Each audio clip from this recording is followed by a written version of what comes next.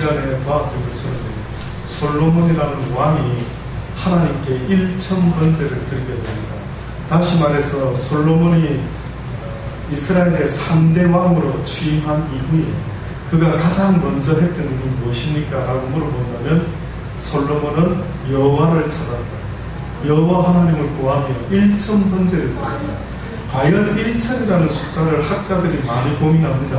도대체 1천의 숫자를 어떻게 번제를 드렸을까? 아마 많은 재물을 드리지 않았을까라고 추측을 합니다.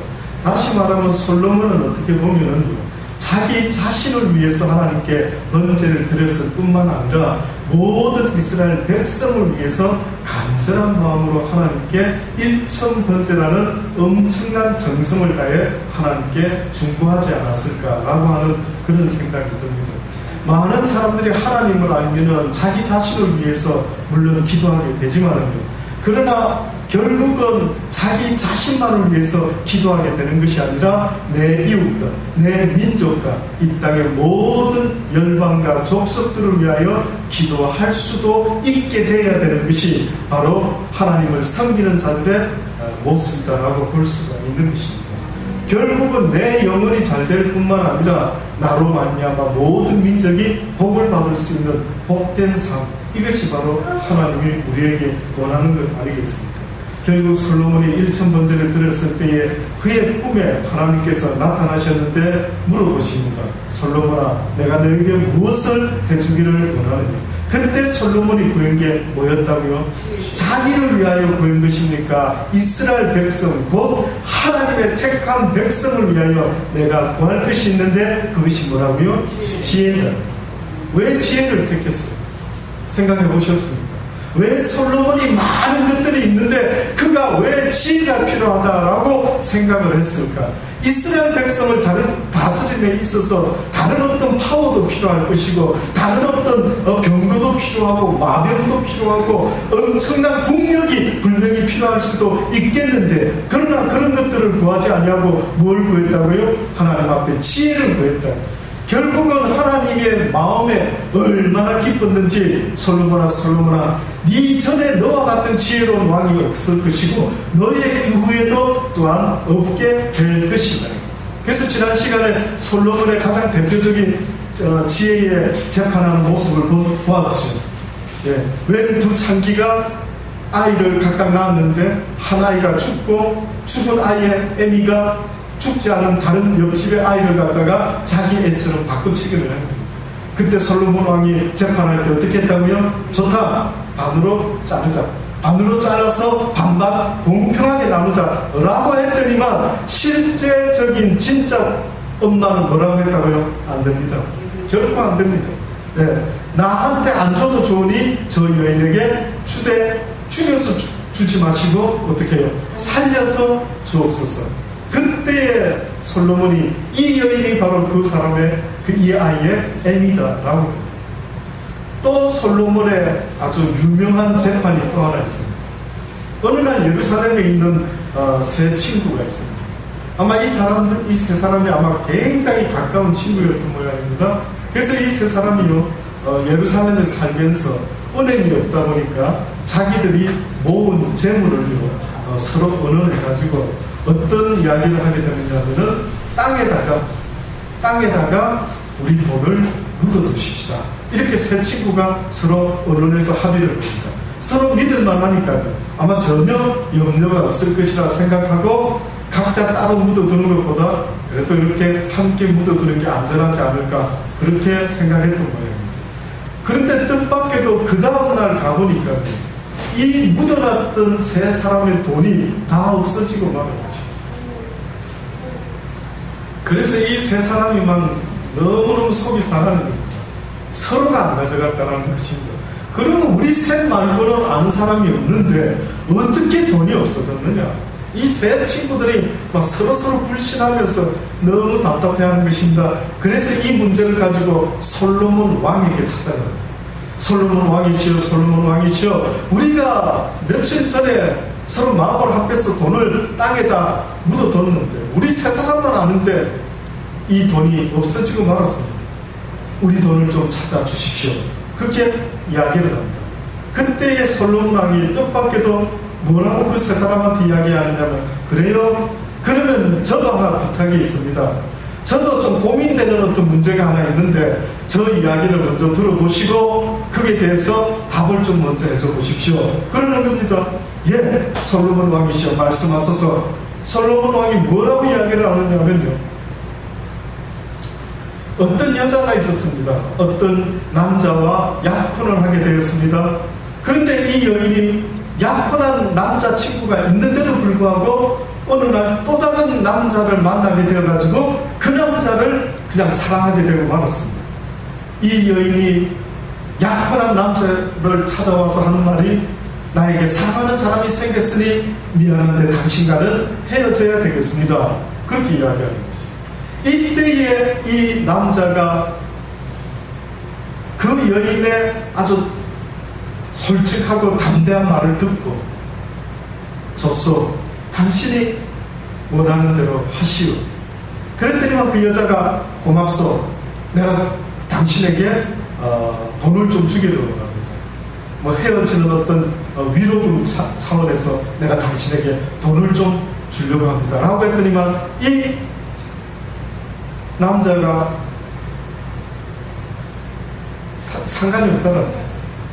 괜찮습니다. 예, 저는 막 그 돈 필요 없습니다.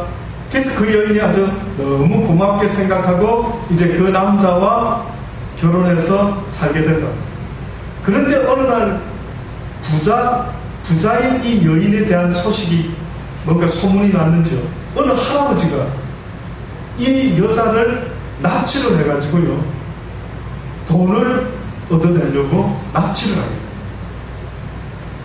그때의 이 여인이 그 할아버지에게 그 옛날에 약혼했던 그 남자에게 하듯이요, 아주 담대하게, 할아버지, 저희 옛날에 남자친구에게 제가 이렇게 이야기해서 이런 일이 있었을 때에도 그 남자친구도 나의 솔직함을 보고 나에게 오히려 자유를 주었는데, 할아버지, 나를 이렇게 붙잡고 이렇게 나쁜 일 하지 마십시오. 나를 풀어주십시오. 그렇게 담대하게 또 말합니다. 그때 이 할아버지가 이 여자를 풀어준다는 것입니다. 솔로몬 왕이 이런 이야기를 하는 것이요. 그러면서 이 세 사람한테 뭐라고 물어보느냐면, 지금 내가 했던 이야기 중에 가장 멋진 사람이 과연 누굴까요? 가장 여러분이 들어보기에 어떤 사람이 정말 아주 화끈하게, 정말 아주 깔끔하게 인생은 저렇게 살아야 돼 라고 생각이 들 만큼 그런 괜찮은 사람이 누군 것 같습니까? 라고 물어봅니다. 그랬더니만 첫 번째 사람이 뭐라고 하느냐면, 제가 볼 때는 그 약혼한 남자 같습니다. 그 남자 심정이 정말 저 같으면 아주 괴로울 텐데, 그래도 그 여자가 자기의 사랑을 찾았다고 그렇게 또 번복을 했지만은 아주 깨끗하게 깔끔하게 그저 매달리지 아니하고 구질구질하게 일을 만들지 않고 그 여인에게 기꺼이 당신이 원하는 사랑을 찾아가시오 라고 말했던 그 젊은 남자, 그 사람이 나는 가장 이 이야기 속에서 아주 괜찮은 사람 같아 보입니다. 두 번째 사람이 이야기합니다. 두 번째 사람은 뭐라고 말하면, 나는 이 여자가 괜찮아 보입니다. 아주 소신이 있어 보입니다. 인생을 살아가는 데 있어서 자기 나름대로 그 소신을 갖고 사랑하는 사람이 생겼다고 떳떳하게 말할 수 있는 그 여인의 용기가 참으로 보기가 좋습니다. 나는 그 여자가 아주 인생에 있어서 본받을 만한 모습을 갖고 있는 것 같습니다. 세 번째 남자에게 솔로몬 왕이 또 물어봅니다. 당신은 뭐라고 생각합니까? 라고 했더니만 갑자기 이 세 번째 남자가 뭐라 이야기하는 줄 아십니까? 죄송한데 왕이시여, 지금 당신이 우리한테 해준 이야기가 별로 밑도 끝도 없는 것 같습니다. 아니, 할아버지가 돈을 위해서 그렇게 그 여자를 납치했으면은 어떻게 하든 돈을 받아낼 생각을 해야지, 무슨 여자가 자기 약혼한 남자에게 나를 사랑하는 사람이 생겼으니 보내주시오 라고 했을 때 그 남자가 그저 담대하게 보내준다라는, 그것도 잘 이해가 안 되고, 어떻게 돈을 위해서 그 여자를 잡아왔다라고 하는 그 할아버지가 돈도 안 받고 그 여인을 풀어줬다라는 말도 나는 이해가 안 됩니다.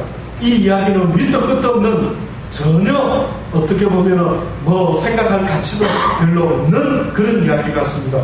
세상에 왕한테 그렇게 말하는 겁니다.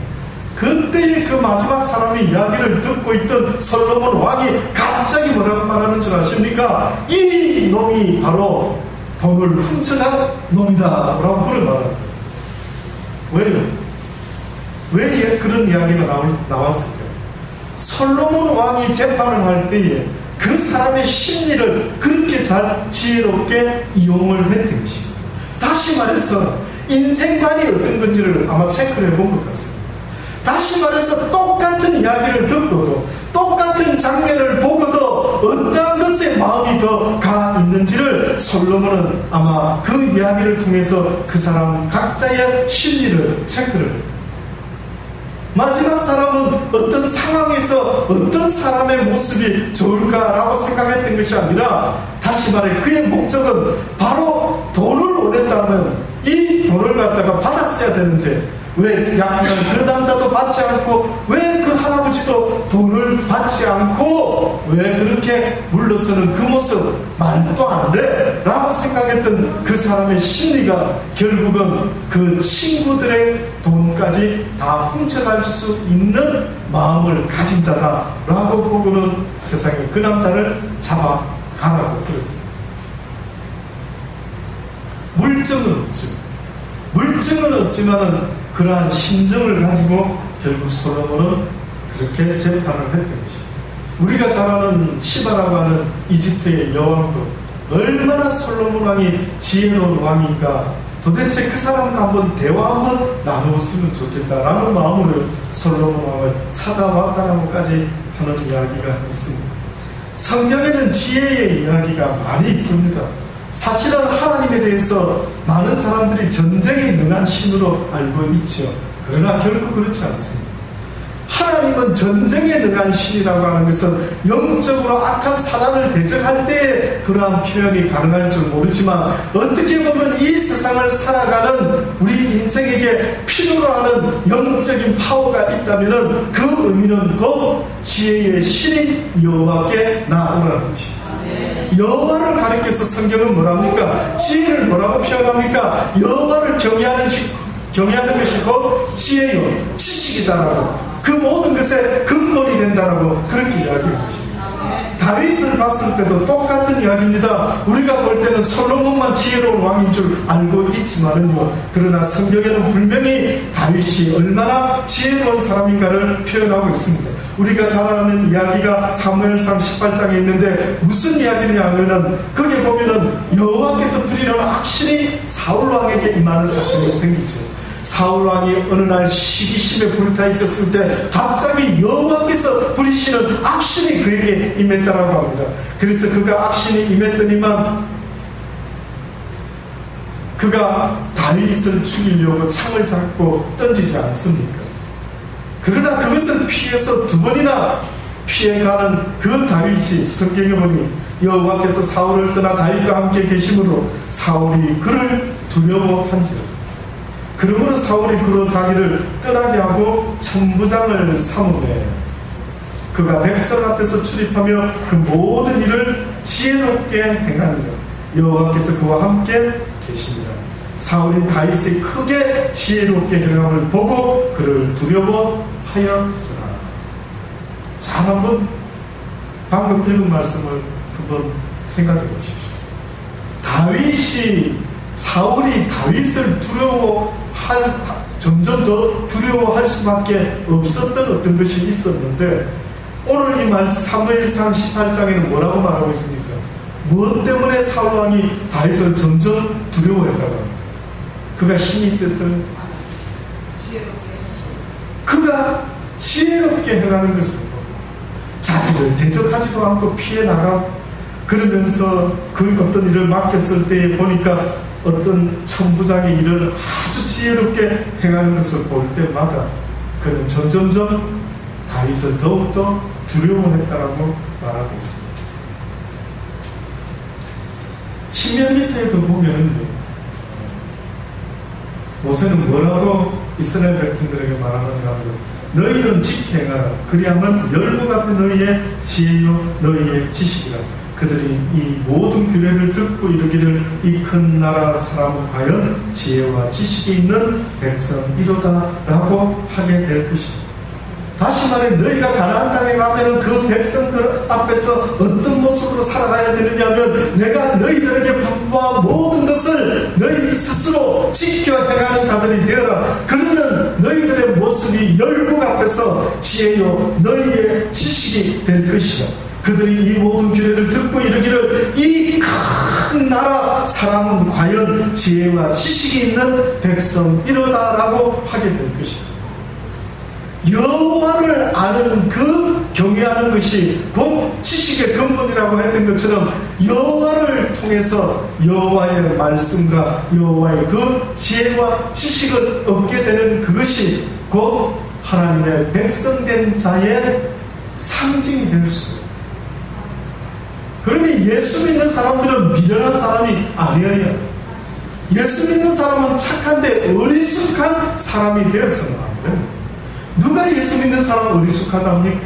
누가 예수 믿는 사람을 바보라고 말합니까? 이 세상에 어울리지 아니하고 오른쪽 한쪽 뺨을 맞으면 한쪽 뺨을 돌려대고 겉옷을 달라면 속옷을 들고 오리를 가자면 심리까지 가주는 그 모습을 보고 어떤 사람은 기독교인의 모습이 너무나 어리석은 자의 모습 아니냐. 도대체 이 시대에 그런 사람들이 어떻게 살아갈 수가 있을까라고 말하지만 성경이 말하는 것은 그런 의미가 아닌 것입니다. 먼저는 지혜로, 먼저는 지식을 가져라. 여호와를 아는 그것이 곧 이 땅에서 어떻게 보면은 사단이 행했던 것처럼 예수님이 그의 제자를 이 세상에 내보낼 때 뭐라고 말합니까? 무엇같이 순결해라? 비둘기같이 순결해. 무엇같이 지혜로워라? 뱀같이 지혜로워. 여러분은 지혜롭습니까? 예수 믿는 아내가 있는데 예수 믿지 않는 남편이 있답니다. 어떤 말로도 그 남편이 끄떡하지 않지만 그 여인의 말과 행실을 통해서 아름다운 말과 행실을 통해서 너의 남편이 나 여호와께 돌아올 수도 있다. 지혜를 지혜의 시대다. 여러분은 무슨 문제가 부딪히면은요 그 문제를 해결해 주세요. 해결해 주세요. 하나님 해결해 주실 줄 믿습니다.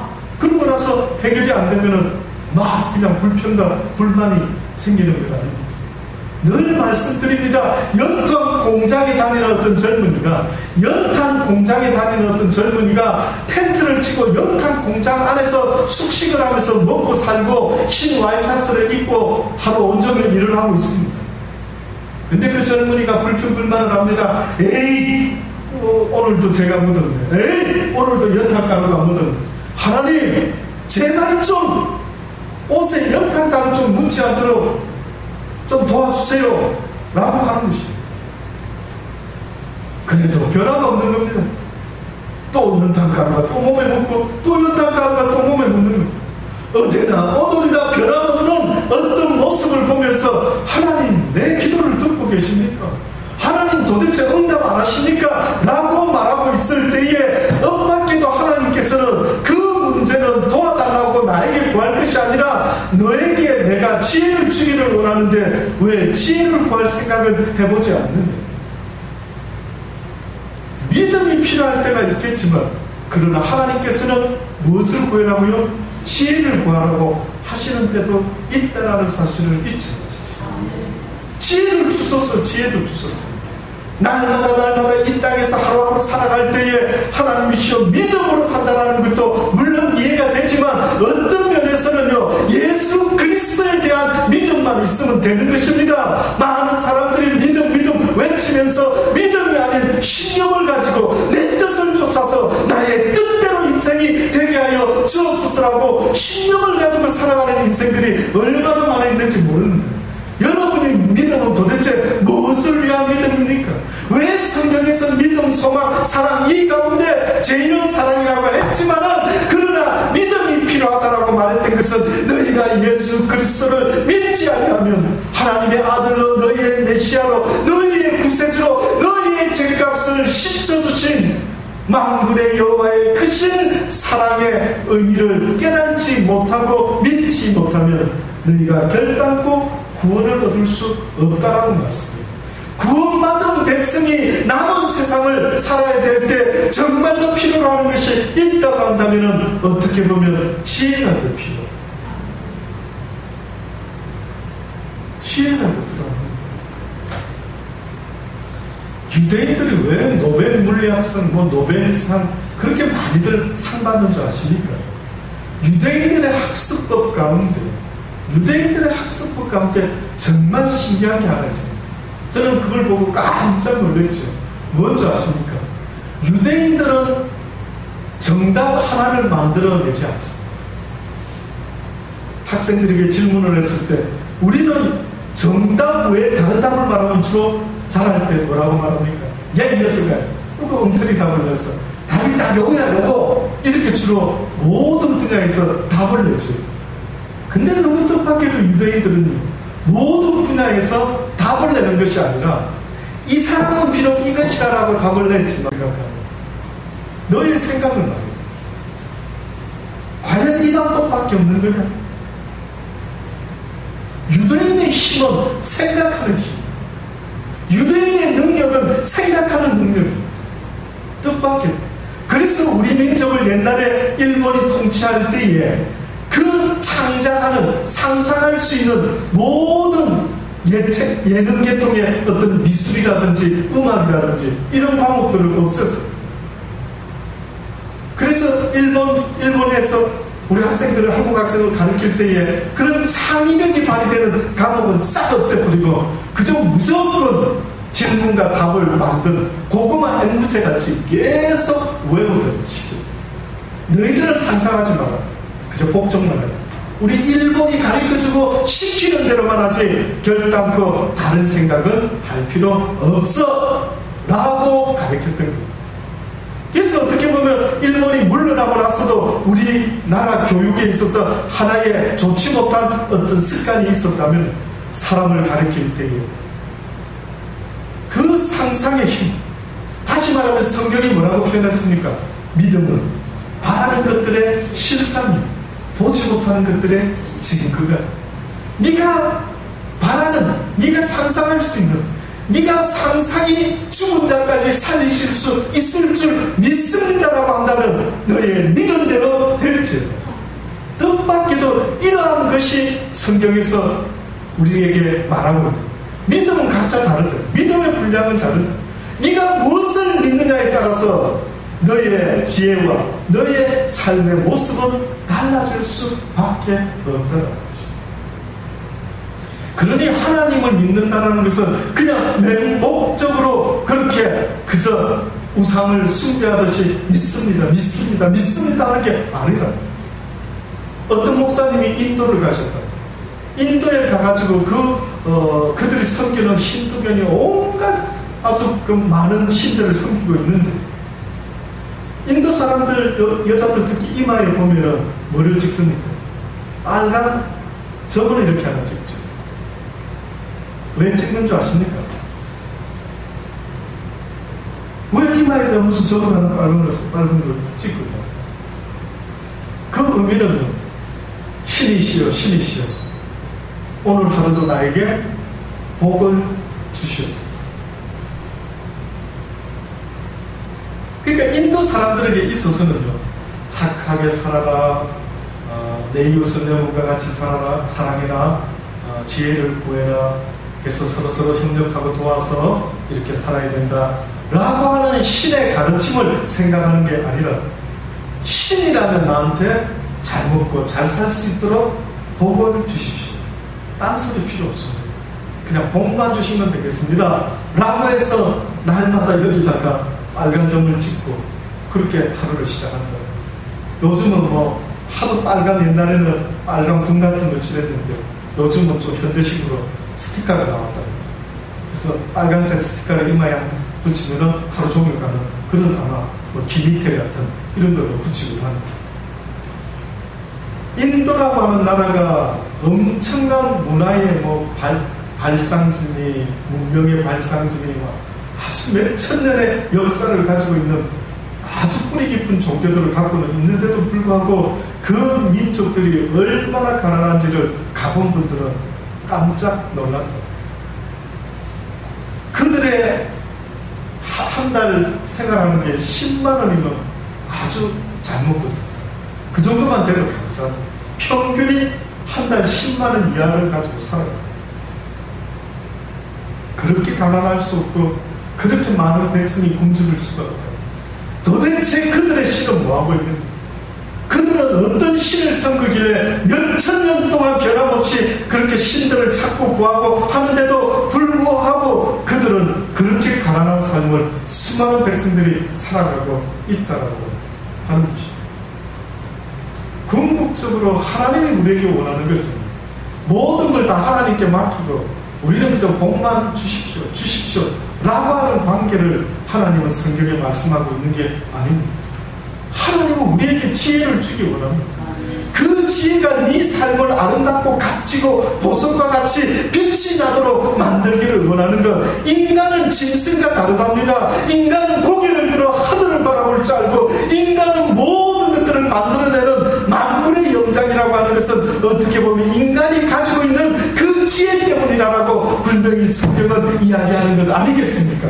비록 사자보다도 코끼리보다도 덩치도 힘도 약하고 싸납지도 못하지만 인간이 가지고 있는 가장 놀라운 무기가 있다면 어떤 면에서는 지혜다 말이죠. 지혜다. 그래서 하나님은 이 말씀을 가르치기를 지금도 애를 쓰고 계시는 겁니다.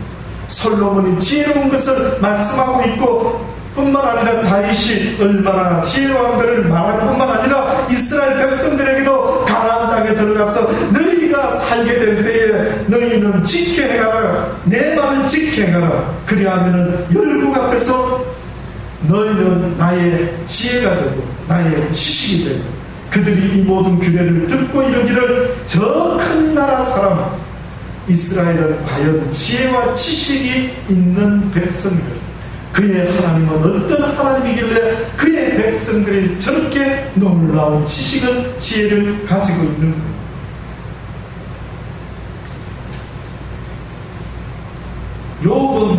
욥기서 28장에 또 이렇게 말을 하고 있습니다.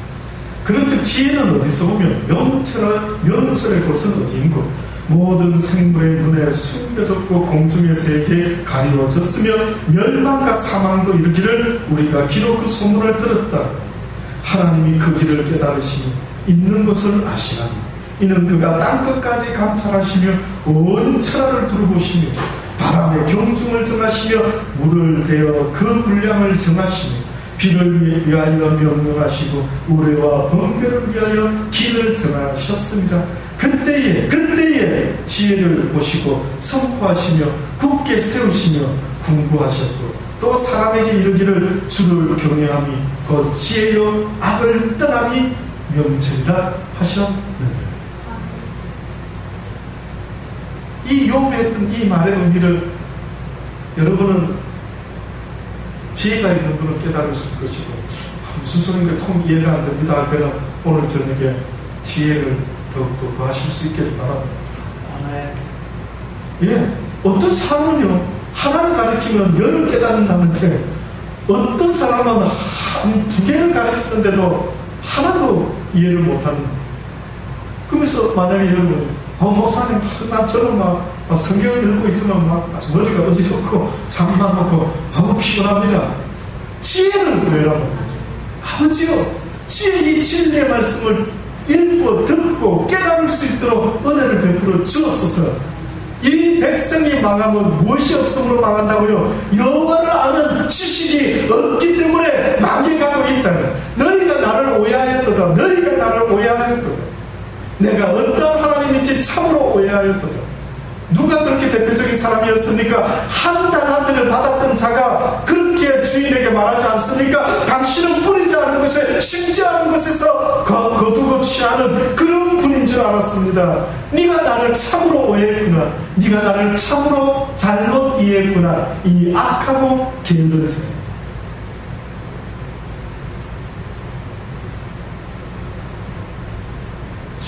경외함이고 지혜요 악을 떠남이 영이지. 무식한 사람은 주를 경외하지 않습니다. 주를 두렵고 떨리는 마음으로 자기 행동이나 모든 것들을 조심하지 않는 사람은 한마디로 무식이 농간이라고 하나님을 잘 모르는 자입니다. 왜 구약 성경에서는 자꾸만 경외의 단어가 나오는 줄 아십니까? 두렵고 떨림으로 하나님은 사랑의 하나님도 되시지만 또한 공의 어떤 하나님이 된다고 심판의 하나님도 되십니다. 여호와는 심판의 하나님. 언젠가 너희가 살았던 그대로 내가 심판해 줄 것이다. 두렵고 떨리지 않습니까? 인생을 막 살아간다라고 하는 것, 대충 살아간다라는 것, 오늘도 대충 살았다라는 것 두렵지 않습니까? 두렵지 않습니까? 어떤 하나님을 배우셨습니까?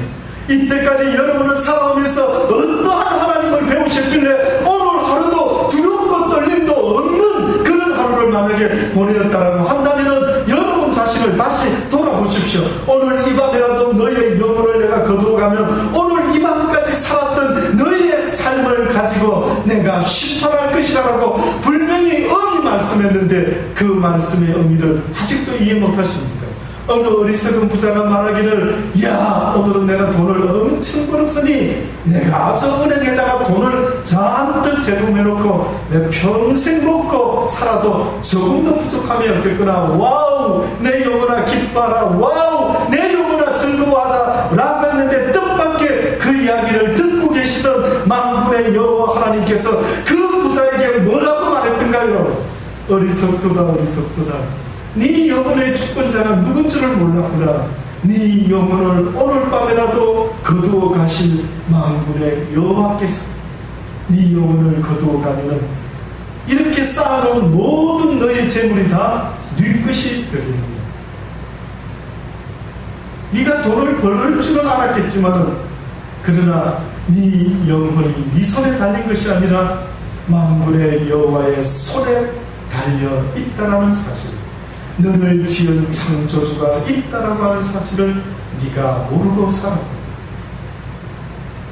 그게 너의 어리석음. 창조주를 모르고 못 배웠다. 우리 어디 가만 끈적이다 그렇죠. 아이고 목사님 저는 학교를 오래 다니지 못했어. 예, 잘 뭘 모릅니다. 인생 살아가는 것도 잘 모릅니다. 예. 근데 뜻밖에도 하나님을 배웠는데 잘못 배운 자의 모습이 뭔 줄 아십니까? 오늘 욥은 어떻게 배웠습니까? 주를 경외하는 것이, 항상 주님 앞에 두렵고 떨리는, 좋은 것도 있지만 내가 잘못했을 때, 내가 죄가 내 가까이 있을 때에 깜짝깜짝 놀라면서 어머나 내가 하필이면 오늘 그냥 오늘 한번 열받아 치고 오늘 그냥 까짓거 막 소주 한잔 마시고 그냥 술집에 가서 막 춤을 한바탕 치고 했는데 하필이면 그때 주님이 부르셔가지고 이러는 사람이 있을까요 없을까요? 있죠. 그래서 다윗이라는 사람이 하나님이 내 마음에 합한 자라고 말한 이유가 어디에 있는 줄 아십니까? 다윗이라는 사람이 여호와를 경외했는데 특히 그 모습이 어떻게 나타났느냐 하면 그가 하나님 앞에서 살아가다가 죄라고 하는 것을 만나게 됩니다. 깜짝깜짝 놀랍니다. 어느 날 밧세바를 취했을 때 하나님 앞에 감쪽같이 어떻게 보면 잘못을 저질렀다라고 생각을 했는지 모르지만 나단 선지자가 와서 어떤 사람이 잘못을 했습니다. 자기 집에 온 손님을 위해서 자기 양을 잡지 않고 앞집에 하나밖에 없는 양을 잡았습니다. 어디 그런 못된 놈이 있어? 라고 했을 때 나단 선지자가 뭐랍니까? 바로 그 놈이 내 놈이다라고 그렇게 이야기했던 거죠. 그때 다윗이 바로 그 자리에서 죄송합니다. 주께서 이미 용서하셨다. 뜻밖이지. 어떻게 보면 주님께서 다윗이 당장 회개를 할 줄을 알고 있었다. 하나님께서 당신은 회개를 보았습니다. 용서하시라. 당신의 살아가는 날 동안 당신의 보좌가 당신을 떠나지 않을 결국 이 왕위는 끝까지 당신 사는 날까지 여호와께서 지켜주실 것이다. 그러나 그 대가가 컸지요. 아들 사랑하는 압살롬을 통해서 배반의 잔을 마시게 됩니다. 그래서 도망다니다가 결국은 다시 돌아오게는 되지만 사랑하는 아들을 잃게 되는 이런 어처구니 없는 일을 겪게 되지 않습니다. 다윗이 하나님 마음에 합한 모습이라는 걸 죄에 대해서 그래 예민했던 것입니다. 왜? 여호와를 경외했기 때문에. 죄에 대해서 민감하지 않다라고 말하는 것은 여호와를 죄송한데 여호와를 어떻게 해요? 경외하고 있지 않다라는 증거가 됩니다. 여러분의 믿음이 뜻밖에도 내가 여호와를 경외하는 믿음을 목사님 갖고 있을까요? 아니면 저는 어떤 스타일의 믿음을 갖고 있을까요? 혹시 저한테 물어보신다면 저는 분명히 말씀드릴 수가 있습니다. 죄에 대해서 괴로워하고 민감하다 한다면 여러분은 당신은 하나님을 경외하는 믿음을 갖고 계십니다. 그러나 그렇지 않으면 당신의 믿음은 뜻밖에도 좋을 때는 주여 주여 땡큐가 할렐루야 라고 하지만은 당신 기분에 맞지 않고 당신 뜻대로 되지 않으면 그저 불평과 불만이 쏟아져 나오는 그러한 자의 모습. 욥이라는 사람의 대표적인 하나님 앞에 인정받은 그의 모습이 뭡니까? 아무리 어려운 일이 생기고 육신의 고통이 오고 자식들이 다 죽어 문드러지고 하는 일이 벌어진다 할지라도 그의 아내가 그에게 뭐라고 말합니까? 당신이 믿는 여호와를 저주하고 죽어라 이 사람아, 어디서 이런 하나님을 섬기고 있어? 라고 사랑하는 아내가 막 퍼부었을 때 욥이 뭐라 합니까? 당신이 하는 말은 어리석은 여자 중에 한 말과 같다. 그때 성경이 증거하기를 욥이 입술로 여호와께 범죄치 아니하더라. 이게 여호와를 경외하는 자의 모습입니다. 저는 여러분은 이 욥과 같은 깨달음을, 이 믿음을 갖기를 원합니다. 주를 경외함이 곧 지혜요 악을 떠남이 뭐라고요? 명체. 멋진 표현 아닙니까? 참으로 멋있는 표현. 아, 그렇구나. 주를 경외하는 두렵고 떨림으로 섬기는 것. 그리고 악을 싫어하고 죄를 미워하고 항상 그것에 예민한 반응을 갖고 있어요. 어떤 사람은 아주 막 결면증이 있답니다. 뭐 먼지가 조금만 묻고 옷에 뭐가 조금만 묻고 막 세탁기를 그냥 막 수세미로 또 밀고 또 돌리고 또 돌려가 막 깨끗하게 있어. 예. 육신의 어떤 것도 어떤 사람은 막 집에 먼지 하나 없도록 깔끔하게 정리하면서 사는 사람이 있다라는데 어떻게 내 마음에 들어오는 쓰레기 같은 생각에 대해서는 왜 그렇게 자비로운지, 어떻게 내 신경 속에 원치 않는 어떤 생각들, 그게 바로 바울이 고민한 거 아닙니까?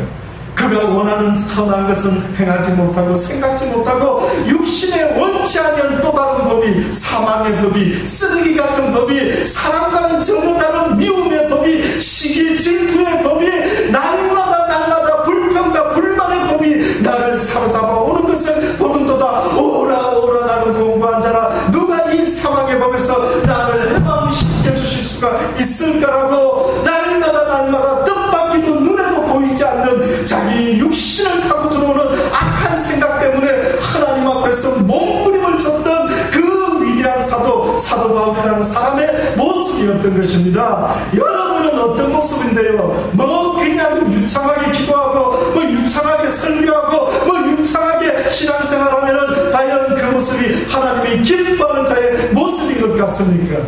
가장 우리의 숙제는 이렇게 설교를 했지만 저도 내려가서는 또다시 나 자신을 돌아볼 수밖에 없는, 날마다 내 자신과 싸우는 것입니다. 큰 교회 목사, 적은 교회 목사가 내 인생의 목표가 아니라 날마다 내 속에 들어오는 악한 것과의 싸움이, 그래서 주를 경외함으로 악을 싫어하는 그 삶의 모습이 바로 하나님 언젠가 네가 이 땅에서 무엇하고 살다가 왔느냐라고 물어보셨을 때 저는 목사였습니다가 아니라 네가 얼마나 내 말을 지켜 행했는지를 내가 듣기를 원합니다. 여러분의 지혜가 하나님의 뜻을 이룰 수 있게 되기를 간절히 주의 이름으로 축원합니다.